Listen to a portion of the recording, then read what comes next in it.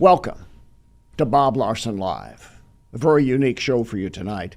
I have a special guest. From time to time, we feature I Have a Demon, people who have contacted us believing they're possessed, and we show that happening through the process of deliverance and exorcism and healing right here live so that people can see the approach that we take, the methodology, how that whole situation works itself out. But then on other instances of Bob Larson Live, we feature guests, but not just anybody. We want somebody who's really special that's going to pick your interest. And tonight, we're really at the top of that list with Dr. Candy Brown. You're going to learn more about her in a moment. Don't go anywhere. It's going to be one of the most interesting Bob Larson Lives that you have ever watched. Now, we're not going to be taking chats tonight. The reason for that is obvious because this individual has so much to say. In fact, we're barely going to scratch the surface to force this information into an hour format, but we're going to do our best.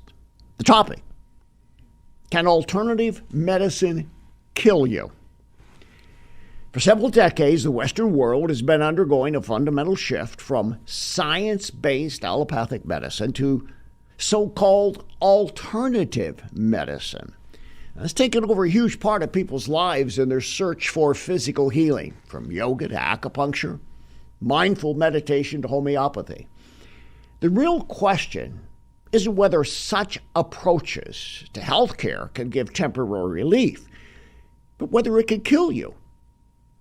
And I use that both in a literal and a metaphoric sense because you may be foregoing legitimate medical intervention in favor of one of these alternative techniques, or it may spiritually kill you.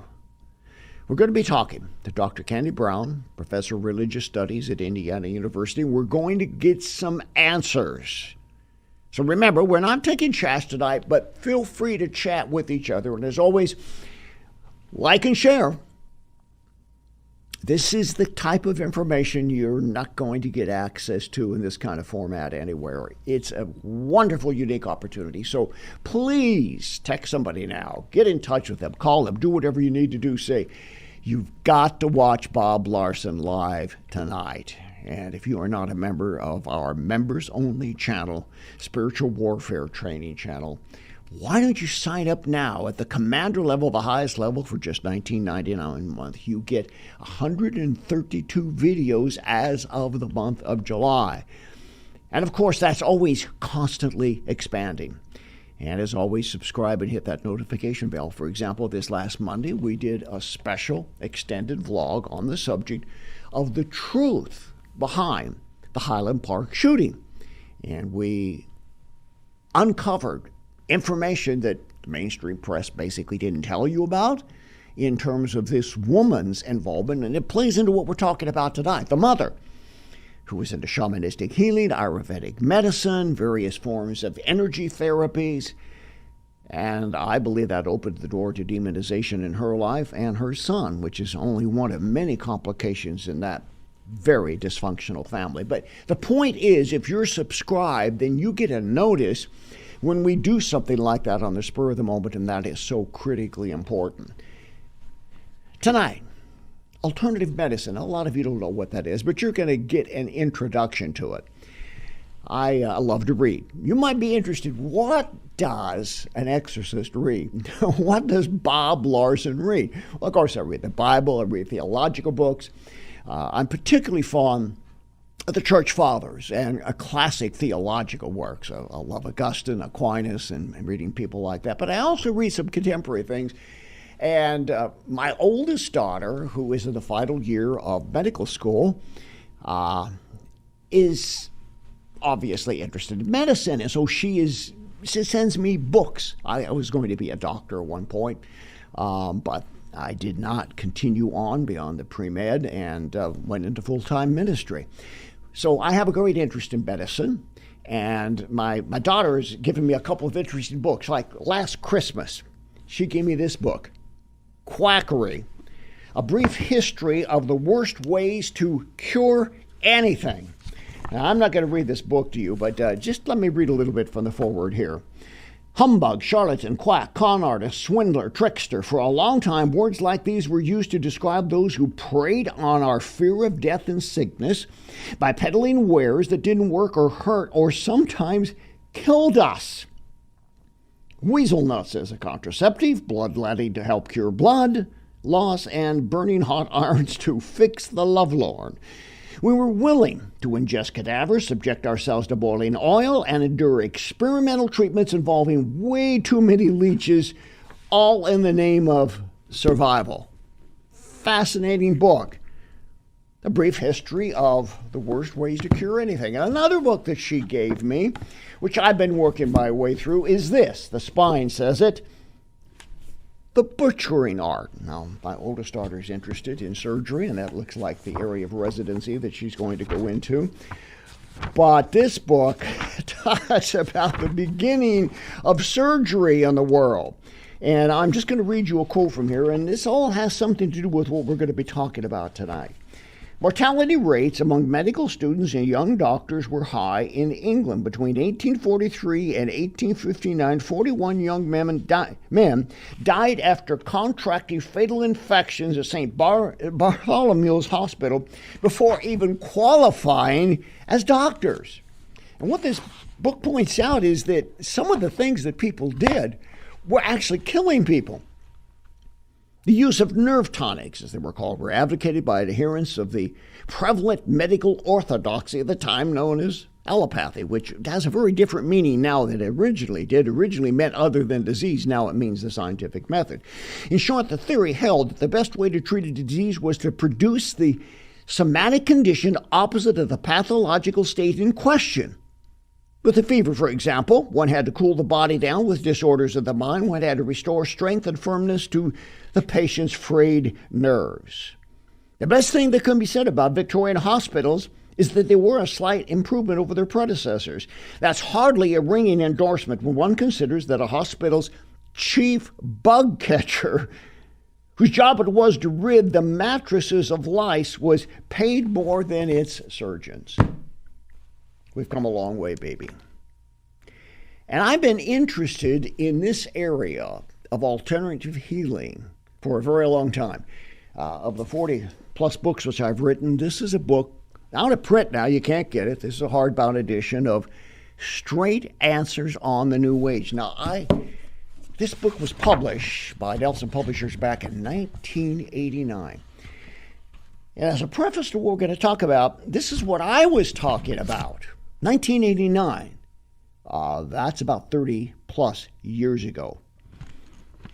I have a section here on alternative healing.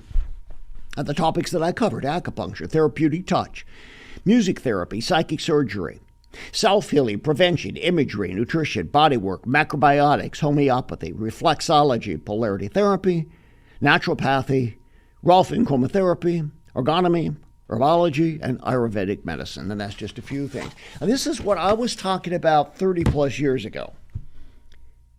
Where is it at today? That brings me to my author and teacher and academic that we're going to talk to in just a moment. Now, in reference to the opening that I said a moment ago, I'm not saying that alternative medicine deliberately intends to kill. It purports to do the opposite.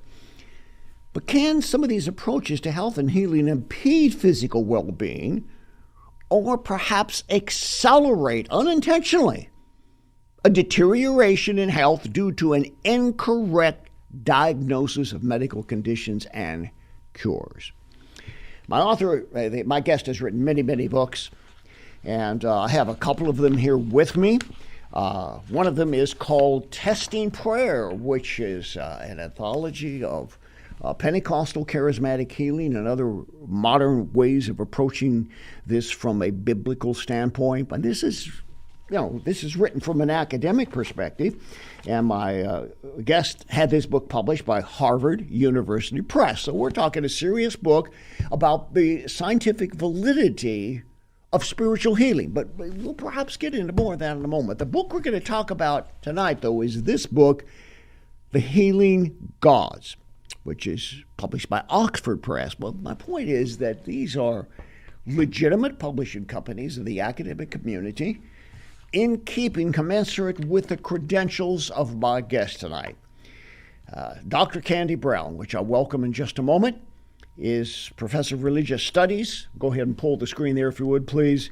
At Indiana University Bloomington, an adjunct professor of American Studies programs and affiliate faculty of Liberal Arts and Management programs. She has a PhD from Harvard University. She's a historian, ethnographer of religion and culture, and it goes on and on and on in terms of what she has accomplished. My goodness, I highlighted just a little bit of it, but it's quite astounding, and she's written a number of other books as well. I mean, you know, you're really talking to a brainiac when you got somebody whose biography takes about 10 pages for you to read through. But she's president of the American Society of Church History. She's received the John Cleave Teaching Prize from Harvard University, and she graduated summa cum laude in 1992 from Harvard University as a National Merit Scholar before that. I hardly know where to start with you, Dr. Brown, but thank you so much for being here. All right, that's my setup to the topic tonight. I've long had an interest in this. I've studied it for many, many, many years.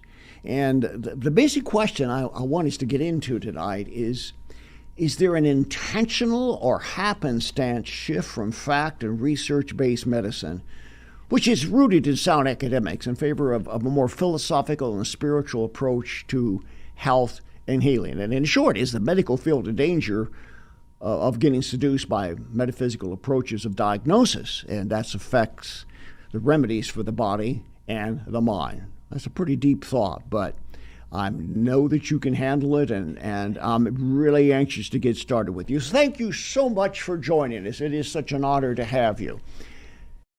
Well, thank you so much. So where are we with this situation of accepting what you call CAM as an acronym for complementary alternative medicine? What is the danger that we face?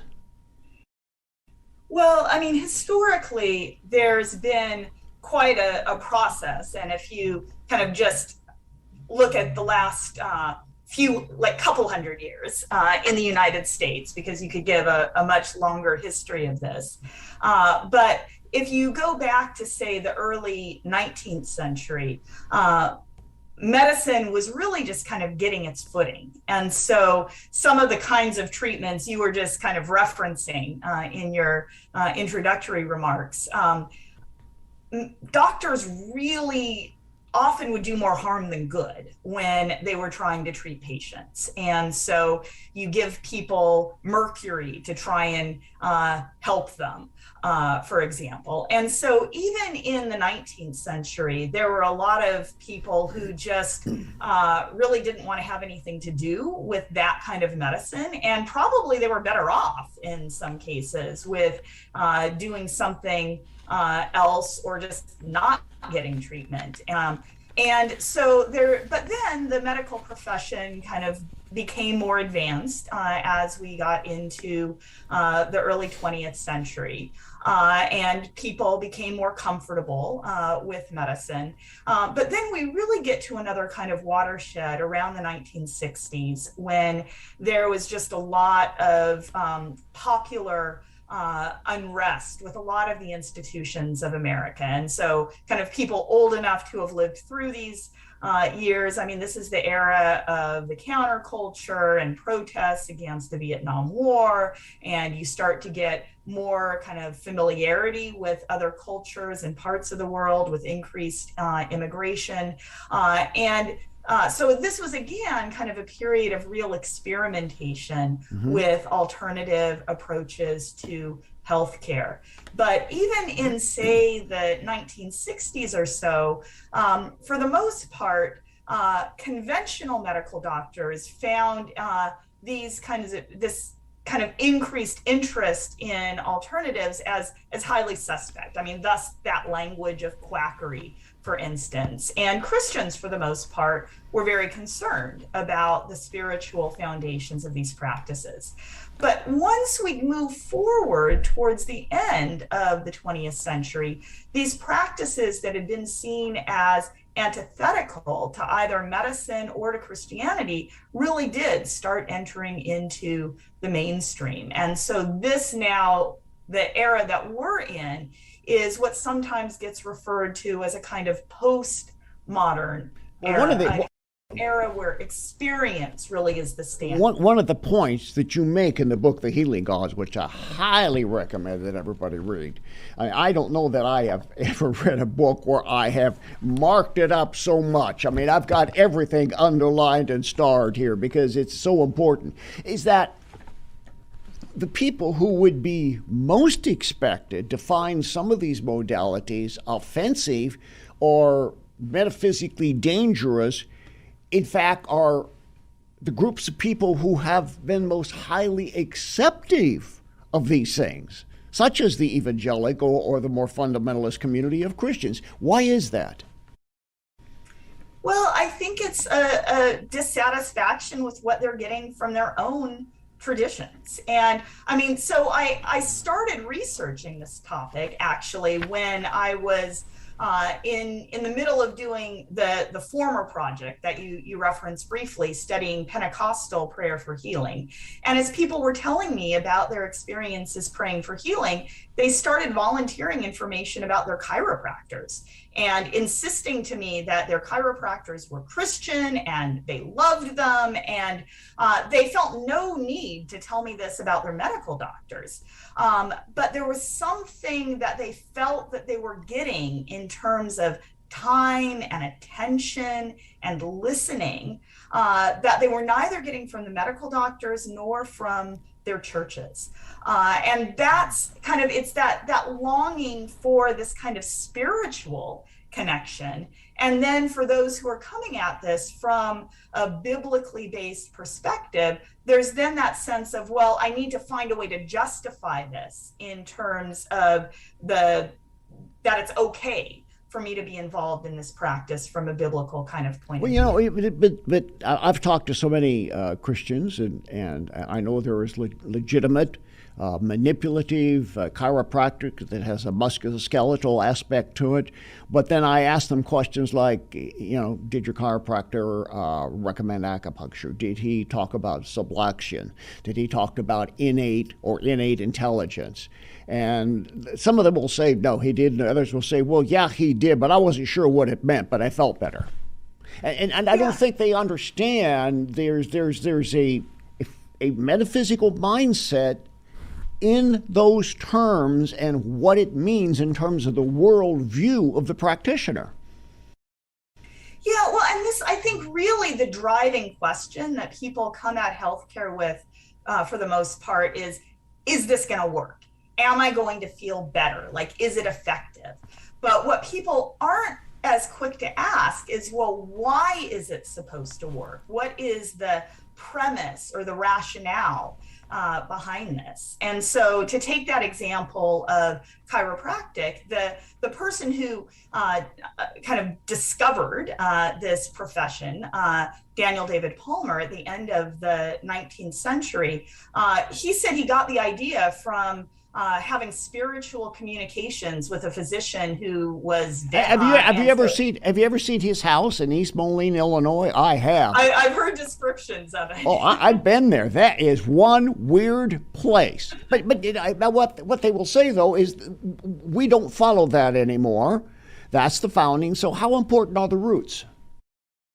Well, see, I think it's not just a matter of the roots, though, because if you look at profession-wide surveys of today's chiropractors, so we're not talking just historically, you'll find that the vast majority of chiropractors, say 80+%, they'll A, say they're Christian, but B, if you start asking them questions about, say, acupuncture, like again you were referencing a couple minutes ago, they'll start giving you answers that sound very similar to those that were given by the Palmers at the beginning of the 20th century. And so even today, in the 21st century, there tends to be this vitalistic sense of the spiritual realm, that there is an energy.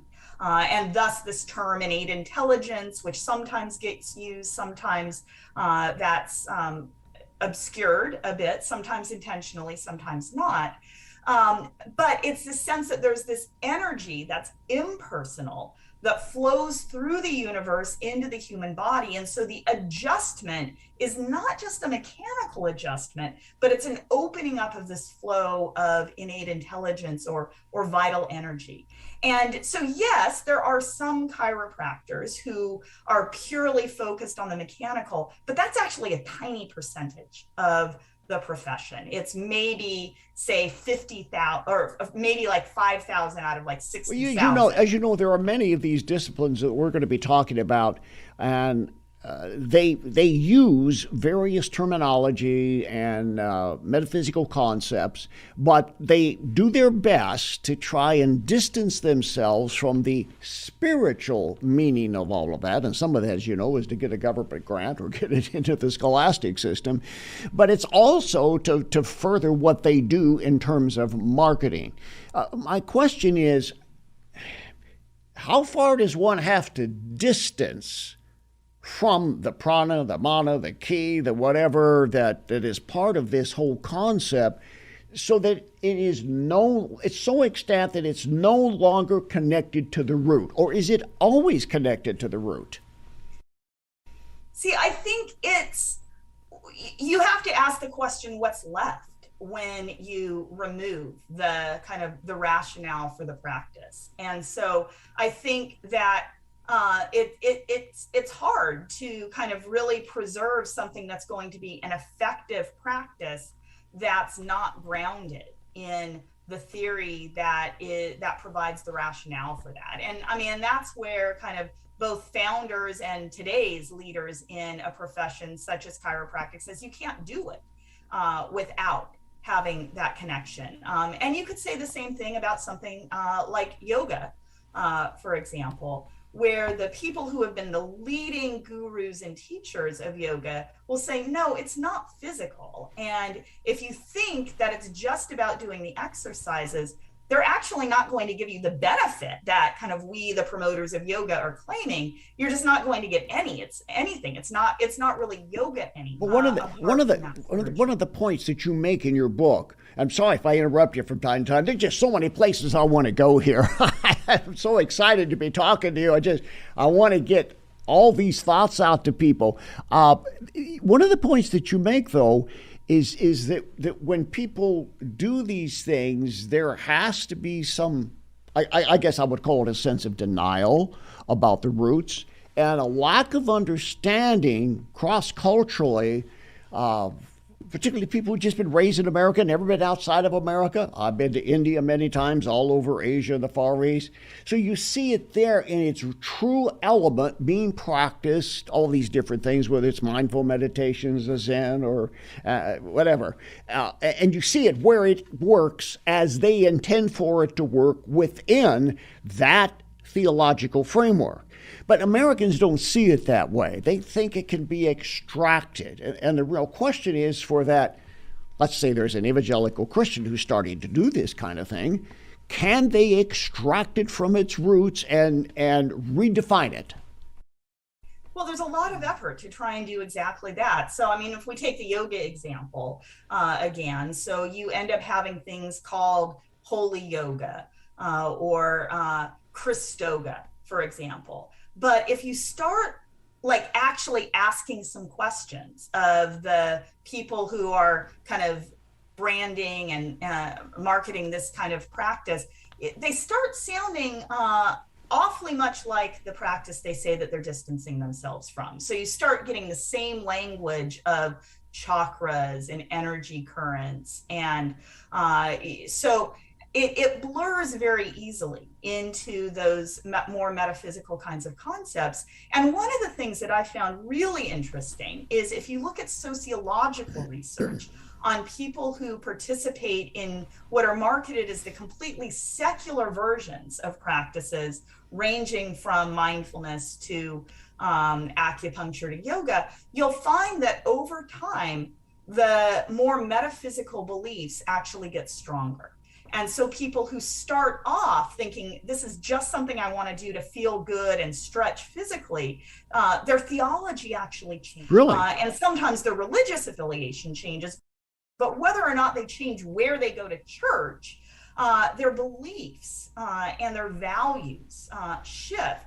And so it seems that empirically, people really do have a very hard time staying away from the deeper kinds of teachings. And so often the introductory level courses will just really try and make it very palatable, very kind of bland, so that people from a variety of perspectives won't be offended by it.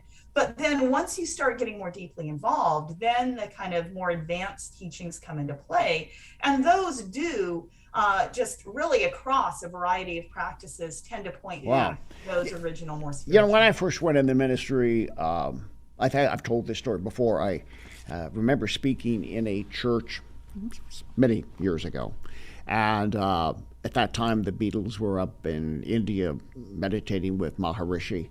And so I spoke on that topic about transcendental meditation and all that significance and so on, because I had just come back from India. I had been there at the time the Beatles were there.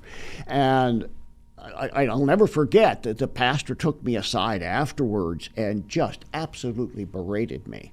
And he said, "We brought you here to preach the gospel of Jesus Christ, not to tell us about a bunch of crazy people over in India and what they're doing." Well, as we both know, transcendental meditation then attracted, what are the estimates? 8, 10, 15 million people, whatever the case is.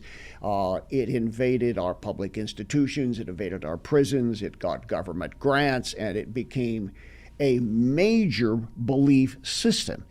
Now, you have testified in court about these types of ways in which these Eastern practices that we didn't take seriously back then now are being funded by the government. And where do we draw that line between a religious system and its secularization? Well, I mean, the courts have tried to draw the line with, is there a kind of promotion or endorsement of something that's religious? But then it's really hard to define what that term religious is, because, I mean, as you know, with something like transcendental meditation, which was litigated and was found to be unacceptable by the courts, it was just described as purely science. But then when the courts started looking more closely, they realized that the mantras being cited were the invocation of the names of deities. They realized that the textbooks being used were kind of talking about this kind of transcendent force that people were supposed to connect with. There were ceremonies of bowing and incest. And so the way the courts kind of look at it is, well, you can't coerce people to participate. But it becomes like informally coercive. I mean, and this is where the courts have found that you can't have even voluntary prayers in a school because kids may feel like they're pressured to participate, even if you tell them they can just kind of stand aside. Well, the same thing happens when you have even elective classes in meditation or in yoga in the schools, because there is this kind of implicit pressure. You want to please your teachers. There's a kind of peer pressure. So once it's a part of the school day, once it's a part of the government institution, the government funded hospital or business or school, I mean, that really seems to be already, if there's a line, that's where it's being crossed, when it's being basically okayed by the government by having its presence there as a part of these kind of schools or hospitals or businesses. Let me throw in a couple of quotes out of you, because there are so many jewels that you have here that I've highlighted and underlined, et cetera, and so on. The perceived boundaries between conventional and alternative medicine appears to be loosening. In 1990, Americans made 425 million visits to CAM, that's the complementary alternative medicine, that's your acronym, practitioners, compared with 388 million convention medical doctors. In other words, I mean, this is going back a ways. This is going back 30 years ago. This trend was happening. That that some people in certain age groups were actually seeing more alternative doctors than they were true medical practitioners. And I assume it's gotten worse. Yeah, it's definitely more now than it was in the 1990s. That's really when you started to see the acceleration. So what is the danger there? I mean, I brought this up right at the beginning in my monologue that part of it is you may not be getting help for something that could kill you, and you're not arresting it because you're trying something else. Yeah, and I mean, this is where if you look at the kind of high quality research studies, and it's important here to make sure that the studies actually are kind of systematic reviews of all of the literature, because a lot of times a study will get published that really isn't done very well, but people think just because it got published, then that's kind of proof that it works. But if you look at the high quality kind of reviews that take into account like how well studies are done, there's really very little evidence for the effectiveness of most of these practices, which now often get called integrative medicine. So people aren't necessarily abandoning the medical treatment, but they're kind of adding these on. They're putting a lot of attention in them. Probably the best evidence that we have is in support of acupuncture, of all of the alternative techniques. But even there, it's really not very strong evidence. And for the most part, if you do what's called sham acupuncture, where you try and make someone think that they're really getting acupuncture, but you're just kind of sticking needles in random parts of their body, and just like not as far and not in the right place as you would, people do about the same with the sham as with the regular acupuncture. And that's the best of the integrative or the alternative. What about all these claims of its analgesic effect? And as you know, it's used as an anesthetic in China and that sort of thing. There's this neural gate theory, the idea of interrupting the transfer of electricity to the neurons and so on.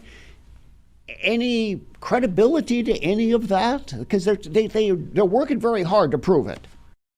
Yeah, well, I mean, part of the interesting thing there is that as acupuncture got more popular in the US, it actually started to be used less in China, and less for acute conditions and more just kind of to support people and help them feel better outside of it. So it's not quite as much of it's always been used in China and it's kind of that's interesting. It's actually more complicated there. But for the most part, like if you talk to doctors who will kind of give these theories of like, it affects the blood flow and so forth, they'll acknowledge that those are just kind of efforts to kind of come up with a biological explanation. But there's not really evidence to support those explanations for the most part. Wow. So no one really knows why acupuncture or a lot of these techniques are supposed to work. And for the most part, there's not a lot of evidence that it does much more than a placebo. Give people time and attention and care, they're going to do better because someone's giving them consent. All right, for those of you who just happened to tune in, I'm talking to Dr. Kindly Brown, PhD, Harvard University. One of her books is called Testing Prayer, the Power of Charismatic and Pentecostal Prayer in People's Lives. And then we are now discussing her book, The Healing Hands. You see the hands with the acupuncture needles there. I want to pull a couple of quotes out here. Energy. To read from your book, Vital Energy Force. The energy is variously termed ki, prana, animal magnetism, vital force, biofields, innate intelligence, etc. It is more than a physical force. It is alive and life-giving, intelligent, and goal-directed, beneficently promoting homeostasis or balance. That's what they believe. They really do believe that. What's the scientific evidence that it exists and it will accomplish those goals? Well, so let's take a couple of examples of a study that was done of therapeutic touch a number of years ago. It was actually designed by a 9-year-old for her scientific project and published in a very kind of high prestige medical journal.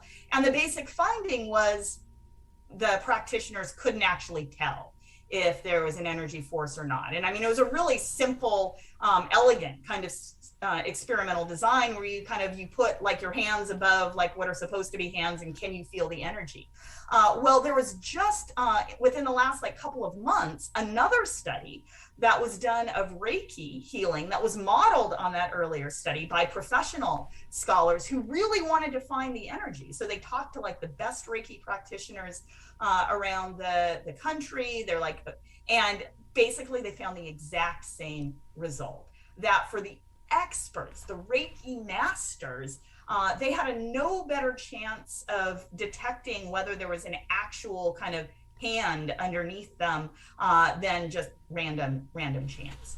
And so there really just isn't conventional scientific evidence, even that this energy exists, let alone that it's effective in bringing about the kinds of healings that are claimed. You also bring up something rather interesting here. I'm going to quote you again. Christian clergy previously warned parishioners to beware of religious contamination, but did little to inspire hope of healing from the Christian God. And then you go on a couple sentences later to say, clergy influenced by John Calvin, Calvinism, taught that God sends sickness to prosper the souls of his children, so the proper response is passive resignation. So what did that kind of mindset, if we can pick on Calvin for a minute here, do to set us up for the very thing you're talking about? Yeah, well, I mean, this is where if you go back to that 19th century period when heroic medicine is like really harmful to people, those same people are being told by their clergy that you need to submit to the care of your doctors. And you find like some just utter horror stories of people not even getting anesthesia by choice when it existed, to have like bones sawed off because they thought that they would kind of advance their holiness more by submitting to the suffering caused by God in their condition. And so you get people who are just being torn down by the doctors, but then also by their clergy, who never actually think to pray for healing, despite how prominent prayer for healing and deliverance from demons is in the New Testament. That just got lost from the time of the Protestant Reformation forward. And so if people aren't getting the help they need from a doctor, they're being told by their church that you really shouldn't pray for healing and you shouldn't expect healing if you do. And really it's kind of more holy to kind of be sick so that your soul can prosper. What are they going to do? They're going to turn to a kind of spiritual kind of sense of help, and thus the appeal of the alternative or the integrative. Oh boy. Okay, I'm going to give it another quote here. You mentioned that there's so much here that I want to talk about. You said that 25% of systematic medical reviews concluded that these complementary alternative medical practices were effective for the conditions which they were used. In other words, the popularity of these once marginal therapies grew independent of scientific evaluation. So only 25% of these reviews saw any kind of effectiveness whatsoever, but still the cause is going forward. It's being advanced. And then you go on to say, mid-20th century evangelical Christians have been particularly guarding against Eastern religions, yet they accept all of this despite its ties to metaphysical reality. Well, I have my kind of Exorcist mindset about the spiritual blindness that is taking place there. Well, let's just talk about it from an academic standpoint. What's going on in their brains? What is it they're negotiating, consciously or unconsciously, to be able to indulge in something that clearly has Taoist, Hindu, Buddhist, alien religious ideologies? How do they get to that point?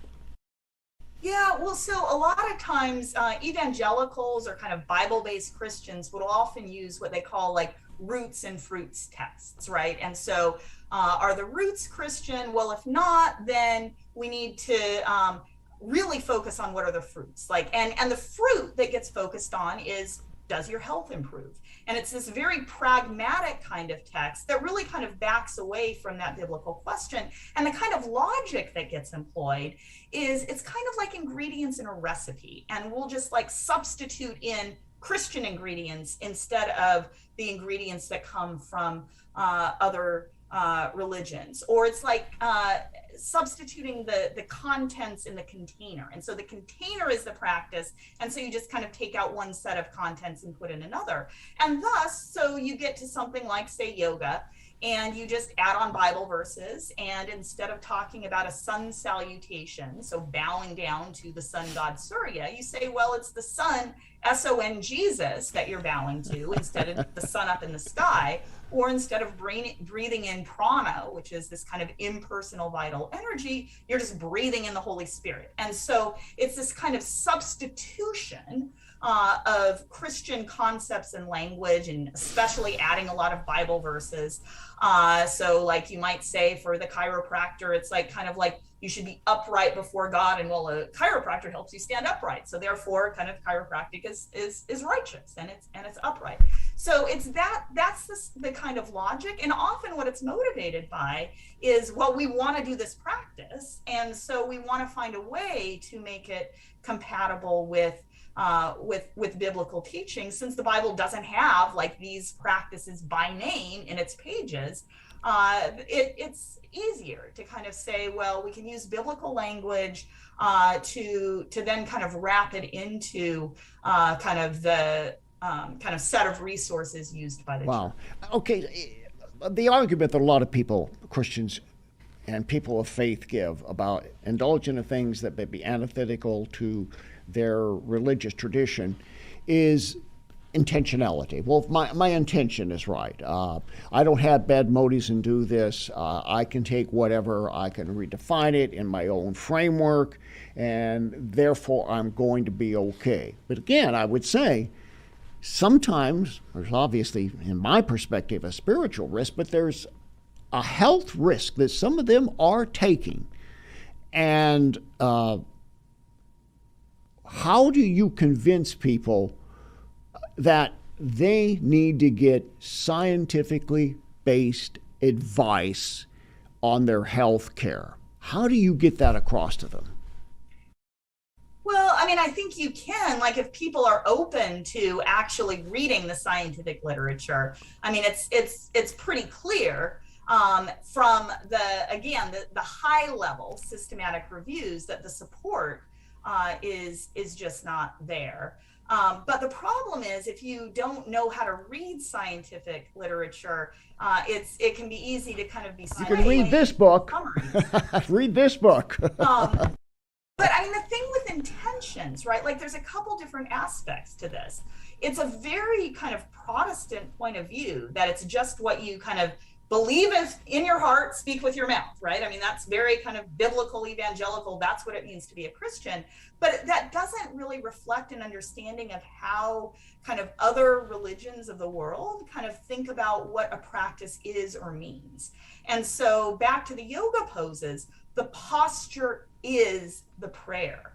So it doesn't matter what you call it or what you label it. You are doing the act of obeisance by putting your body into that prayer position. Or with transcendental meditation, you're kind of repeating the mantra to become one with that deity that the mantra belongs to. Or even in mindfulness meditation, you're shifting how you look at reality, how you kind of look at the world, and thinking, oh, like, all that really matters is the present. And so you kind of lose sight about kind of the Christian narrative of God's redemptive work in history, or the hope of kind of reconciliation with God in the future. So there's these shifts in kind of what you value that take. So it's really hard to kind of just like, changing the intention doesn't necessarily kind of change what's going on in the practice. And then there's also that empirical dimension that if you track people who have been involved in these practices over time, their intentions change. So your intention may be one thing today, 5 years, it may be be something very different, and it may change so gradually while you're getting some benefits potentially from this practice, and that you don't notice. And the other thing about, like, well, are you getting those benefits? And there are a number of kind of different psychological effects that are at play here, where people really want to confirm what they already believe to be true. So this gets called the confirmation bias. Yeah. And so you want it to work, and so you ignore the evidence that it doesn't work, but you really focus on the evidence of, oh, well, that feels a little bit better. And so I think that's part of the problem here. But I think how do you convince people? I mean, I think you do have to, like, actually go and do some of the serious reading and find out more about what these practices are before you put yourself kind of into them, or have your kids being involved in them, because you really just don't know what you're signing on for if all you're looking at is, oh, well, so-and-so friend over here says that they felt better after being involved in this. Oh, Dr. Brown, I hope people are listening very carefully, because every sentence you speak is a jewel, and then it's just one piled upon another. I want to quote you here from your book. Complementary alternative medicine promoters engage in self-censorship, fraud, deception, or manipulation, misrepresenting, or delaying introducing metaphysical concepts until the novices have been attracted by the physical benefits. In other words, they're being lied to. They're being misled in some cases, and probably many cases. Some cases. And here I don't want to I don't want to make the point that every single person who's promoting these practices is, like, intentionally deceiving. I think a lot of them really aren't. It's someone who's kind of personally felt they've benefited, and they kind of want to share their gospel or their good news with others. But leading figures, people like some of the leaders of mindfulness meditation's popularization in America, and some of the key figures in yoga's popularization in America, or transcendental meditations, they have actually been really intentional, and they've known exactly what they're doing. It's a kind of double speak, where if they're talking to the people that are kind of a part of their kind of community, they'll talk about something like stealth Buddhism, or winning a Vedic victory, to kind of refer to a kind of Hindu triumph. Yeah. But then they'll go into the medical community, where they want to get into hospitals, and where they want to get into the commercial market, or they want to get into the church, and they will intentionally remove all of the kind of religious or even spiritual kind of sounding language, and anything that sounds like it might be suspect, because they want to give what sometimes gets referred to as a taste of the practice. And even if they can only get that little taste into, say, the school system, as long as you can get a word like mindfulness or yoga kind of out there, then people can kind of go outside the school day, Google around a little bit, and find out what those deeper meanings of the practice are. And so there really have been some very key instances of well-documented deception. Wow. And kind of speaking both ways to insiders and outsiders to get these practices. Bait and switch. Yeah, I mean, it really is for kind of some of the key promoters. And again, that's not to say that everyone who is promoting this practice is doing that. I've talked to many very, very sincere promoters of these practices who are really trying to do good for others, and they may not even know where they've gotten the practices from themselves, because it's like there's like a teacher and then another layer and another, and it's kind of this like telephone kind of effect where they don't even know where the practice comes from. So it's I'm not at all saying that it's all deceptive, but the key promoters have engaged in a very strategic, tactical kind of approach to get these practices. I want to make sure that there's just so much to talk about here, but we want to give some practical advice to people. So the person has this particular individual health issue of some kind. They're in pain, they're suffering, they're whatever.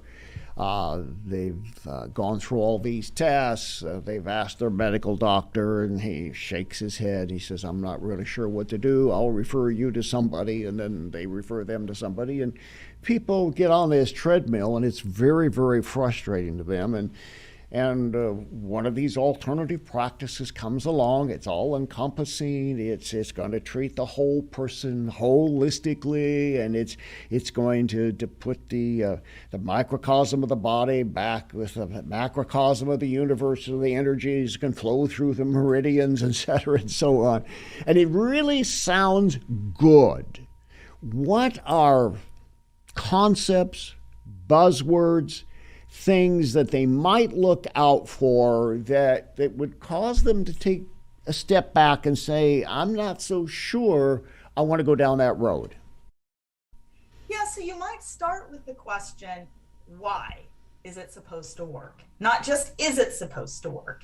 And then look for concepts such as energy, vital force, especially this kind of impersonal force. You might ask someone, well, how do you know that this kind of energy field is being effective? And someone might say, well, it's the Holy Spirit. Well, do you have kind of colleagues who are effective in this who aren't Christians? Oh, yes. Well, how do they do this healing? Oh, they do it by the Holy Spirit too, but they're not Christians and they're not calling on the name of Jesus. So, I mean, you can kind of ask those follow-up kinds of questions of providers. And you can look at, well, what kinds of studies are being done? Are these double-blinded? Is there a control group? Is it randomized? Is there a systematic review? What does the Cochrane Library of Systematic Reviews have to say about this, which is kind of the gold standard for these things? And so those are some of, but often it's this kind of sense that there's not a clear mechanism, and there's some kind of impersonal vital energy, life energy, force, kind of getting in tune with the universe. And those are kind of some of the things to just look for from the outside. Very good, very good. And of course, read the book, Healing Hands. I strongly recommend that. I could go on forever talking to you about this, but I'd like to give you a moment to speak from your heart as a researcher, as an academic, who takes a very serious look at this, not only from an ethnographic and religious perspective, but also a scientific perspective.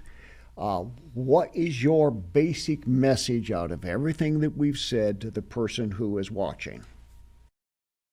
So, as far as my assessment of the medical evidence is, and I'm not a medical doctor, but I'm a social scientist who has looked at the medical and the sociological literature, and I've been doing that for some 20 years, plus kind of earlier kind of work that informed that, is that for especially Christian audiences, there is a long tradition of prayer for healing in the name of Jesus by the power of the Holy Spirit, that there actually is very solid scientific evidence that's increasingly becoming available for the effectiveness of these practices. And you might take a look at some of the work by the Global Medical Research and your book, which is publishing case studies of some of these dramatic healings and clinical trials as well. So prayer is a resource that is within the Christian tradition. My sense of having looked at a lot of alternative, integrative, complementary medicine is that the scientific evidence just is not nearly as strong as what is being claimed. And this metaphysical and the spiritual rationales underpinning, not just historically, but today by current practitioners, are very much in tension with those historic kinds of Christian theological teachings. And so that may not be something that's of concern to audiences, but my guess is that a lot of your audiences, that would be something that's of concern. They want to do something that is biblical, that is historically Christian. There's a big gap in this kind of world of impersonal, spiritual, vital energy forces, and the kind of healing power that the biblical narrative describes and the historic Christian church has had as a practice, even with all of Calvinism, even with all of the kind of cessationist view that was then, this is now, there is still, actually, if you look at where is Christianity growing today globally, it's largely in these Pentecostal and charismatic churches in the global South, where often 80+% of converts to Christianity converted because of a dramatic healing, physical or spiritual healing experience. So they had deliverance, they had exorcism, they had physical healing. That's where the church is growing. And clinically, it seems that there is a sound reason, like whether kind of, and so say you're watching this and you're a medical professional, you're not a Christian, that's not something you're concerned about theologically, but your concern is for what is going to be a benefit for patients. And for that kind of audience, again, like if you look at people's experiences with prayer, as long as there aren't abusive kinds of practices taking place, and there are some of those, but for responsible ministries, even people who aren't instantaneously kind of miraculously cured, they often have much better health outcomes and much better kind of emotional, kind of mental, spiritual kinds of outcomes from prayer, and often reports of both emotional improvement, but also a physical improvement through those prayer practices. And so if you're trying to balance what should I do if I'm sick, or what if I'm a care provider and I'm concerned about my patients, the weight of the evidence as I see it is much stronger towards the Christian prayer and deliverance practices than towards the impersonal metaphysical manipulation of energy fields. Oh, I pray that everybody who has been watching got that last statement.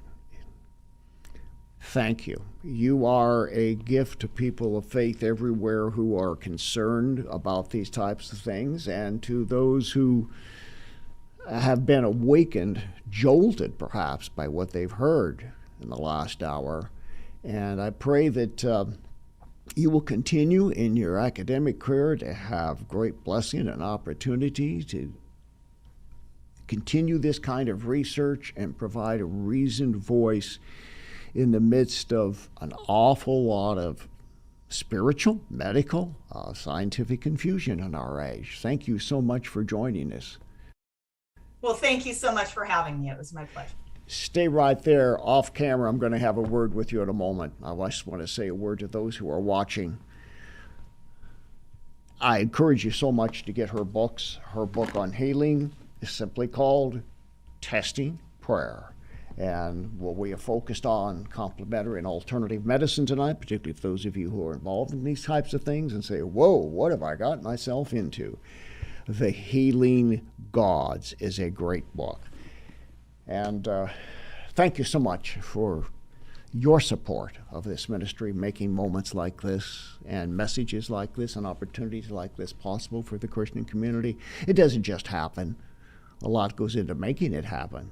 The staffing, the technology, all of the investments that we make to bring something like this to you, and we depend upon your prayers and your financial support. So we appreciate you so much. You can go to boblarson.org, click on Donate, and one of the best things you can do is to enroll in our International School of Exorcism, or to get a virtual or in-personal counseling encounter session with me, so where we can maybe sit down and talk about some of these things that you're dealing with and bring the hope and the healing and the deliverance of Christ to you. And always remember, no matter what you're bound by, no matter what challenges you're facing, no matter what you have been through, with Jesus you can get free, stay free, and live free. Your financial support and prayers make it possible for us to bring hope for the hurting and freedom to spiritual outreaches. Go to boblarson.org or call 303-980-1511.